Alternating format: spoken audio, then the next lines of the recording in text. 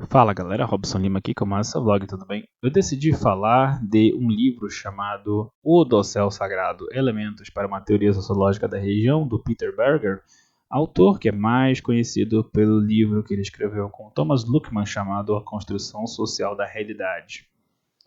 Dossel Sagrado é um livro escrito em 63 para tentar construir essa interpretação da religião menos como um sistema de opressão, de classista, e mais como algo que seja um grande super bonde epistemológico para a humanidade.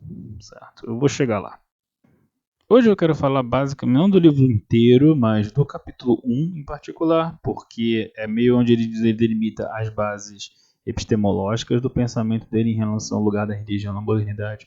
Então eu vou falar um pouquinho do que como o Berger me faz uma síntese entre o Marx, o Durkheim e o Weber.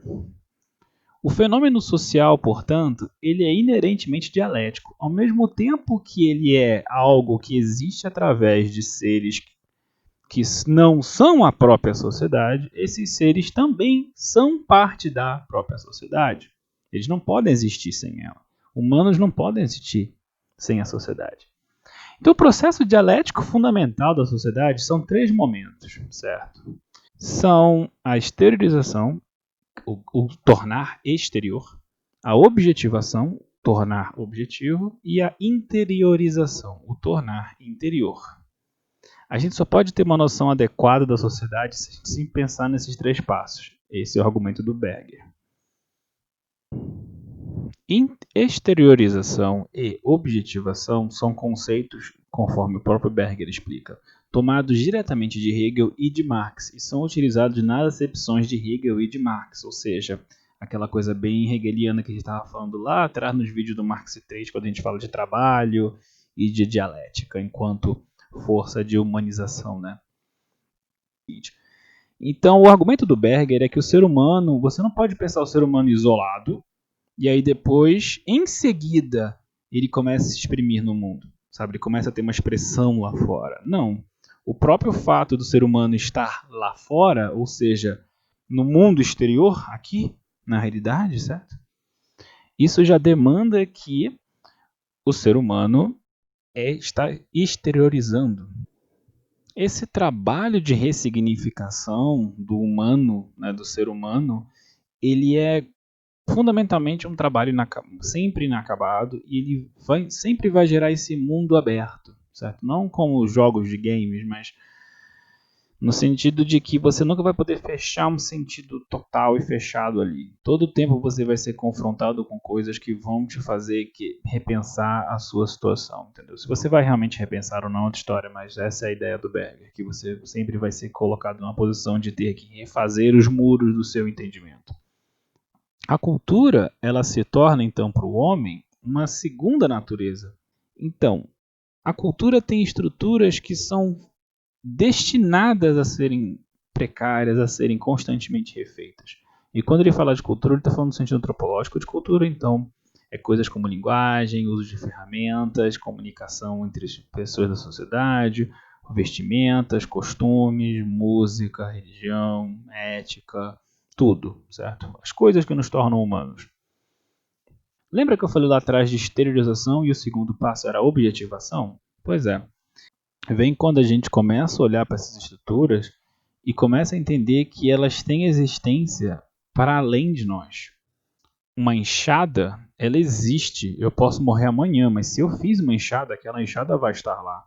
Se eu criei uma lei, aquela lei vai estar lá. Se eu dei uma ideia para alguém e essa ideia foi repassada para outras pessoas, essa ideia vai sobreviver a mim. Então, existe essa parte da cultura, da sociedade, que existe para além de nós e que vai sobreviver a nós. E essa é a parte que é a parte, vamos dizer, de Durkheim, do pensamento do Berger. Se ele começa em Marx e assume que toda a construção da realidade parte do material, parte do ser humano, em condições materiais, históricas, culturais, específicas, aqui no Dossel Sagrado ele diz que não apenas é o nosso fato fundamental exteriorizar e objetivar, que são conceitos tomados diretamente do Hegel e do Marx, ele também coloca que o fato de nós fazermos esses dois passos dessa dialética implica que as coisas que nós criamos, certo, são sempre fora de nós e vão ter esse poder de coerção. Aí ele coloca aquela questão toda do fato social do Durkheim aqui na teoria, certo? Então a cultura, ela é objetiva, ela é essa forma de objetivação da sociedade, porque ao mesmo tempo ela está lá, certo? Ela, ou seja, ela é algo que existe fora de mim. Eu querendo ou não, eu saio lá fora para comprar um pão. Eu estou vendo pessoas vestidas segundo regras de moda que são culturalmente orientadas. Eu uma língua sendo utilizada que me foi culturalmente transmitida. Então eu não consigo sair disso. Ao mesmo tempo que isso é uma coisa que eu não tenho nenhum controle, eu também, por a cultura estar lá fora, eu posso pegá-la e moldá-la para as minhas necessidades. Entendeu? Eu posso criar uma outra língua. Muitas pessoas fizeram isso. Eu posso começar a me chamar por um outro nome. Eu posso começar a ignorar certas regras e moldar outras segundo a minha vontade. Poder eu posso. Se eu vou ser aceito em relação a isso é uma outra história. Mas poder eu posso. Não é nada que me impeça de fazer isso. Não existe uma trava no meu cérebro que me impede de começar a falar inglês aqui, a não ser as constrições que eu estou me colocando porque esse vídeo é em português. Não tem para que eu começar a falar inglês agora. A diferença entre Berger e Durkheim em relação à objetividade da sociedade é que Durkheim colocava a forma como a sociedade se torna objetiva e se mantém objetiva em relação ao ser humano. Durkheim colocava isso no peso da coerção social. A coercitividade fundamental da sociedade, para o Berger, está no poder de se constituir e se impor como realidade. O que é mais importante não é a regra, a coerção externa para um agente do Estado ou do costume, e sim a ideia de que a sociedade, na sua cabeça, aí no teu cérebro, ela é uma realidade. É uma coisa que é exterior a você e que você aceita como dessa forma. E você não vê que você é a pessoa que criou essa própria realidade. Mas e como uma pessoa que está nesse ponto do processo dialético de entender que a sociedade é exterior a ela, como é que isso simplesmente não é uma coisa que, meu Deus, um sistema que me oprime, mas eu não faço parte dele? Como é que a pessoa começa a aceitar essa realidade como sendo real? Ou seja, como é que se processa a interiorização, que é o terceiro momento da sociedade nesse processo dialético que a gente está falando aqui. Interiorização, nos explica o Berger, é um conceito que ele toma da psicologia social.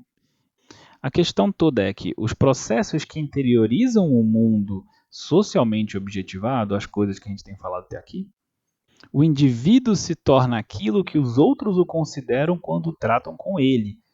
O indivíduo se apropria do mundo em conversação com os outros e, além disso, tanto a identidade como o mundo permanecem reais para ele enquanto ele continua com essa conversação. Entendendo conversação não somente como troca de palavras verbais ou não verbais, mas também com esse intercâmbio entre pessoas humanas, né, que a gente tem. E aqui a parte que eu considero que ele pega um Weberzinho da ação social, que também tem um vídeo só de ação social do Weber. O Berger usa um exemplo interessante de interiorização, que ele fala do se tornar tio, se tornar pai. Pai, tio, eu vou colocar também tia, mãe, mas como eu estou falando mais de mim, eu vou usar o gênero masculino. Você entende o que é ser pai, você tem uma certa ideia do que isso significa, entende? Você tem uma certa ideia do que significa ser tio de alguém. Você tem uma certa construção na sua cabeça, mas é somente no processo de efetivamente se tornar o pai, de segurar essa criança pequena, de cuidar dela de alguma forma, que você vai começar a entender, a interiorizar esse ser pai, ser mãe, ser tio, ser tia, ser avó, etc. O processo dialético fundamental de uma sociedade, ou seja, a exteriorização, objetivação e interiorização, ele dá neste grande ponto que eu quero colocar aqui, essa grande conclusão, vamos dizer assim.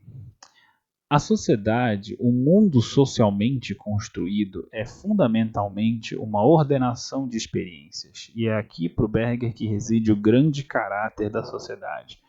Mais do que as leis, as instituições, os códigos de conduta, O que realmente caracteriza uma sociedade como sociedade é a capacidade que a sociedade tem de organizar as nossas experiências num quadro de referência mental, emocional, psíquico, que faz sentido para nós e para todas as outras pessoas que estão ao nosso redor.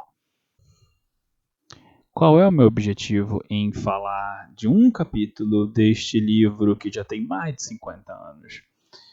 Duas coisas. Primeiro, eu queria deixar bem claro para vocês que apesar da nossa linguagem e da minha linguagem em particular, como já me disseram lá no curso, denotar isso, a sociedade não é uma série de coisas que existem em si mesmas e que a gente não pode fazer nada a respeito, um grande maquinário etéreo e imaterial que a gente não tem nenhum controle. Ah, meu Deus, somos as peças do Supremo Relojeiro. Não é isso que a sociologia quer colocar. Mesmo uma sociologia como a do Berger, que tem bastante espaço para ser entendida dessa forma, como ela foi entendida por muito tempo dessa forma, e ela ainda é, e não está tão errado se falar nisso. Mesmo essa sociologia do Berger, com os seus poréns e contudos, ainda abre esse espaço para a intervenção humana, porque afinal de contas essa sociedade ela é tão composta do consenso, da negociação, que o sujeito sempre tem que ter com a sua sociedade. Em momentos onde essa negociação não pode ocorrer, você corre rupturas, e nessas rupturas que as coisas acontecem. Meu segundo motivo em falar disso, e agora eu percebo que na realidade é só a segunda parte do primeiro motivo, é esse entendimento. Eu quero que vá para vocês no sentido de não entender que, meu Deus, não há nada que nós possamos fazer para mudar a sociedade. Eventualmente, cabe mais coisas do Berger nesse canal. É um autor que eu gosto muito e ele tem seus problemas, entre eles. Ele é, sim, muito focado na ideia da sociedade como consenso e o conflito meio que some da análise dele. Mas mesmo este autor abre a ideia de que existem conflitos, existem pontes, existem caminhos para mudanças dentro desse esquema todo de sociedade dialética, não sei o que. E é isso que eu queria que vocês tivessem. Eu queria trazer essa defesa dessa ideia de um ponto de vista que não é, na verdade, marxista. Porque algumas pessoas têm uma noção de acharem que toda crítica social é sempre uma crítica marxista. E eu queria deixar isso bem claro para vocês, que existe uma variedade na sociologia, que existe diversidade também, sabe? Para vocês não ficarem bitolados, sabe? E esse é o grande objetivo do vídeo de hoje. E se você gostou dessa história toda, você pode ajudar o canal dando like, comentando, distribuindo por aí com seus amigos, se inscrevendo no canal, apertando no sininho, clicando no link da descrição que leva para a loja da Amazon e comprando qualquer coisa lá. Eu vou ganhar uma comissão se você fizer isso. Você vai ajudar muito, muito, muito o canal. Por favor, façam isso. E fiquem atentos, porque muitas coisas boas e novas virão em breve. Equipamentos e muitas ideias, e muitos cursos, e muita produção, muita conversa. Vai ser maneiro, vai ser legal. Vocês mal podem esperar. Eu mal posso esperar. Estou super empolgado. Muito obrigado, gente, por tudo. Vocês são demais. Robson Lima, desligando.